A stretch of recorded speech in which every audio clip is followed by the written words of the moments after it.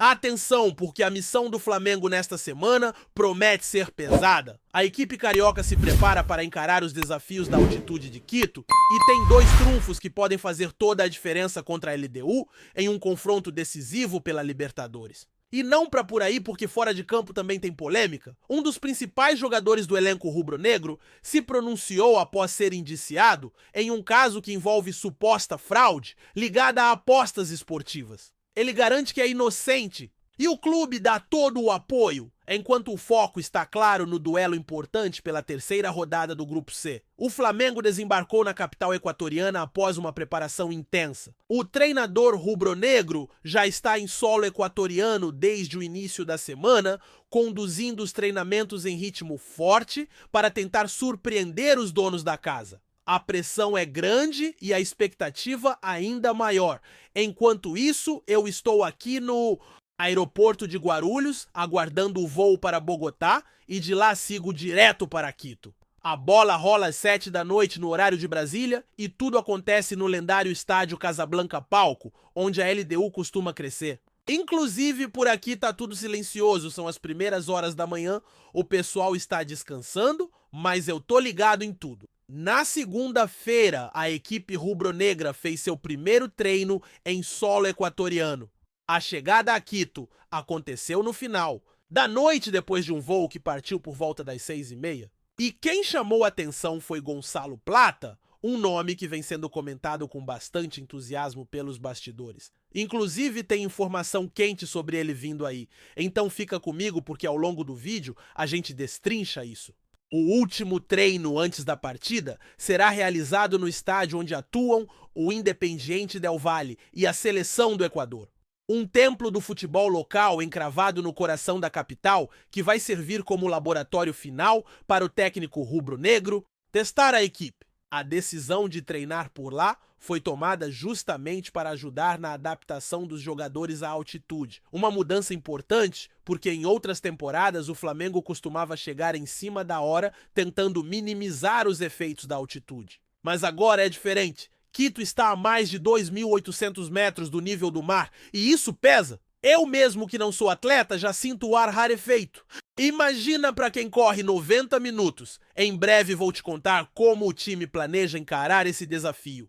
Mas antes vamos falar do que aconteceu no fim de semana. O Flamengo perdeu a liderança do Campeonato Brasileiro na quinta rodada. O empate é em 0-0 com o Vasco no Maracanã, apesar de ter criado uma chuva de oportunidades, foram 15 chances e 7 finalizações certas. Custou caro. O goleiro vascaíno estava em um daqueles dias iluminados e segurou tudo com pelo menos 4 defesas espetaculares. Do outro lado, o Palmeiras não perdoou.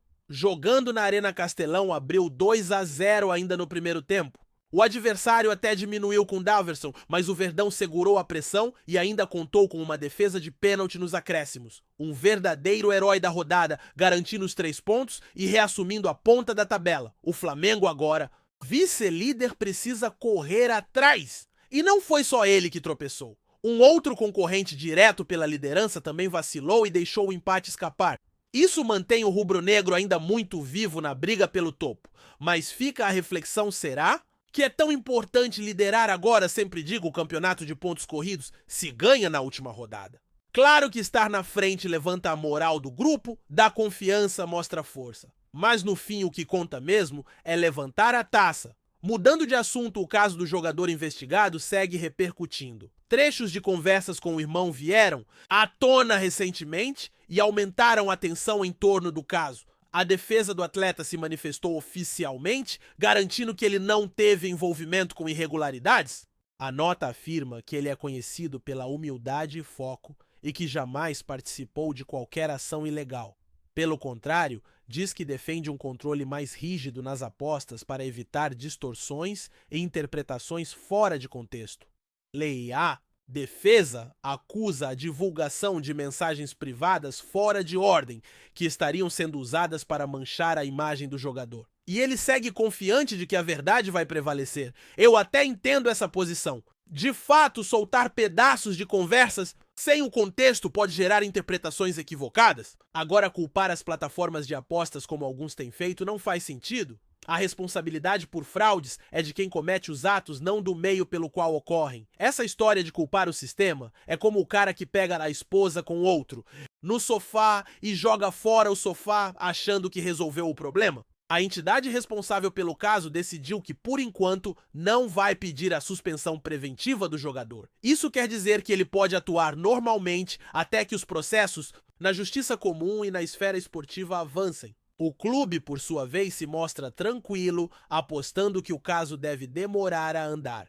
Ainda não houve denúncia formal no Tribunal de Justiça do Distrito Federal, então tudo segue no campo da investigação. Isso dá ao jogador tempo para continuar ajudando o time em campo enquanto a defesa prepara sua estratégia. E aí, o que você achou da postura do clube e da resposta da defesa? Comenta aí, quero saber sua opinião. Falando de bola rolando, o Flamengo também aposta em jogadores que sabem lidar com os desafios da altitude. Tem um atleta que, mesmo nascido ao nível do mar, viveu a maior parte da vida em regiões mais elevadas. Desde cedo se destacou nas categorias de base de um clube local e aprendeu a dominar esse tipo de condição. Chegou até a seleção por conta disso. E agora pode ser peça-chave no confronto em Quito? Outro que se destaca é um verdadeiro guerreiro da altitude. Em jogos complicados, onde o ar some e as pernas pesam, ele se impõe com velocidade, fôlego e inteligência. Já decidiu partidas importantes em campos que ficam nas alturas, seja com gols ou participações fundamentais na construção das jogadas. Ele pode ser uma arma secreta para furar a defesa adversária. E olha só, a ideia do treinador é usar passes longos, aproveitar a explosão desses jogadores e explorar os espaços deixados pela defesa da LDU. Uma estratégia ousada que pode funcionar muito bem se os atletas conseguirem manter o ritmo lá em cima. Mas claro, tudo vai depender da adaptação e da execução em campo. E aí, você acha que o plano vai dar certo? Acha que o Flamengo tem elenco para superar esse desafio? Quero ver sua opinião nos comentários, então solta a voz. Porque o clima em Guarulhos já é de Libertadores. E a caminhada rumo a Quito tá só começando. Enquanto o Flamengo se prepara fisicamente para enfrentar os desafios da altitude, existe um clima interno de concentração absoluta. A delegação, embora focada, também sabe que carrega consigo a pressão de uma torcida exigente, que não aceita atuações mornas nem tropeços em fases iniciais. E por mais que o discurso oficial seja de tranquilidade, a verdade é que há um senso de urgência pairando no ar. A Libertadores não perdoa erros e cada ponto pode fazer a diferença entre a classificação ou a queda precoce.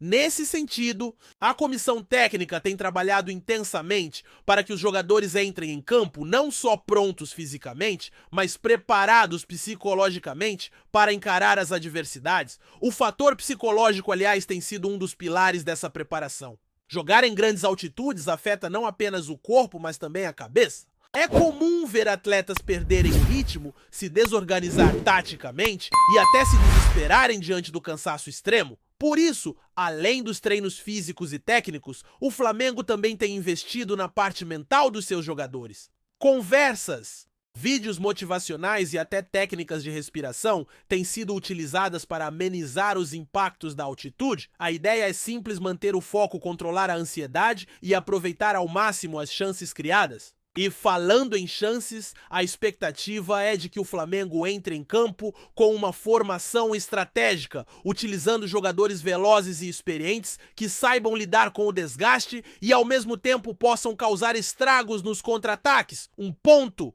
importante é que em Quito a bola corre mais, o ar é mais seco e os chutes de longa distância ganham ainda mais força. Esse detalhe técnico pode ser fundamental. O treinador já indicou que pretende incentivar finalizações de fora da área, aproveitando o campo mais rápido e a dificuldade dos goleiros em lidar com o efeito da bola nas alturas. A ideia é que o time não espere tanto para finalizar, que busque os arremates mesmo em situações menos favoráveis. Outro aspecto que chama a atenção nessa preparação é a união do elenco. Apesar das polêmicas externas, o grupo aparenta estar fechado e unido em torno do mesmo objetivo. Há um clima de cumplicidade entre os atletas e isso é algo que pode fazer toda a diferença dentro de campo.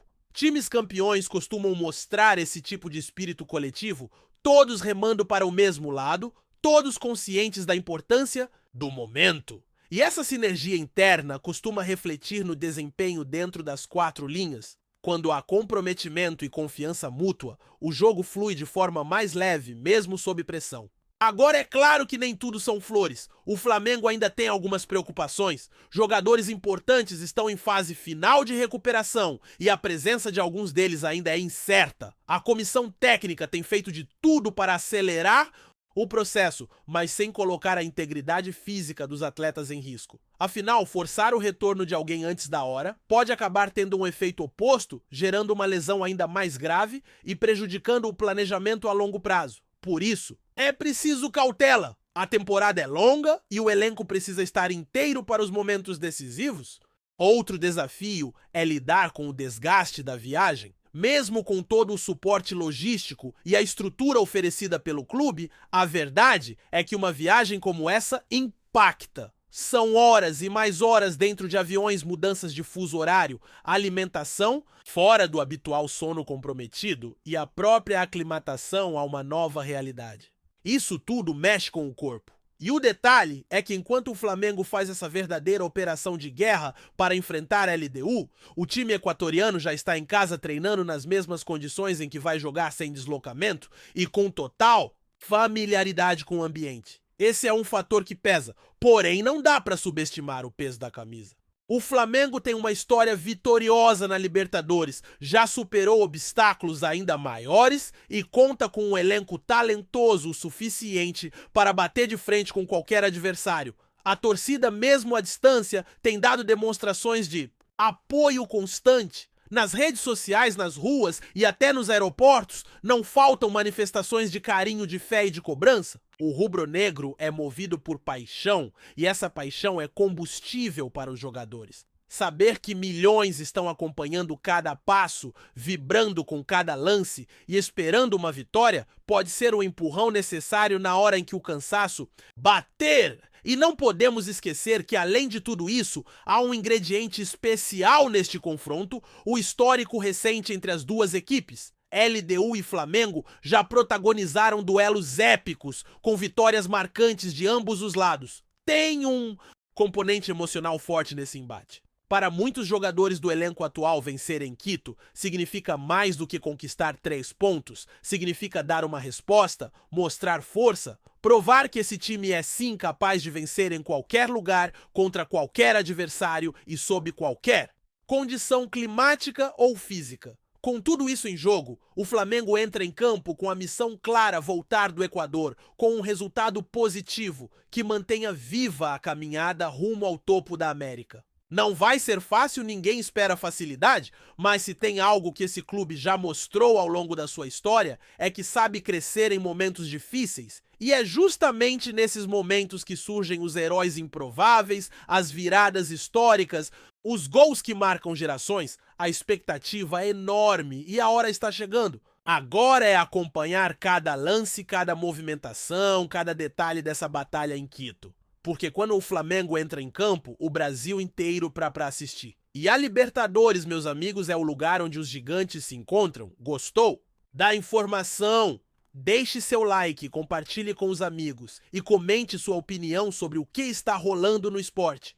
Quer saber mais sobre seu time favorito? Continue acompanhando o RJ Sport News. O técnico italiano Carlo Ancelotti é oficialmente o novo comandante da seleção brasileira.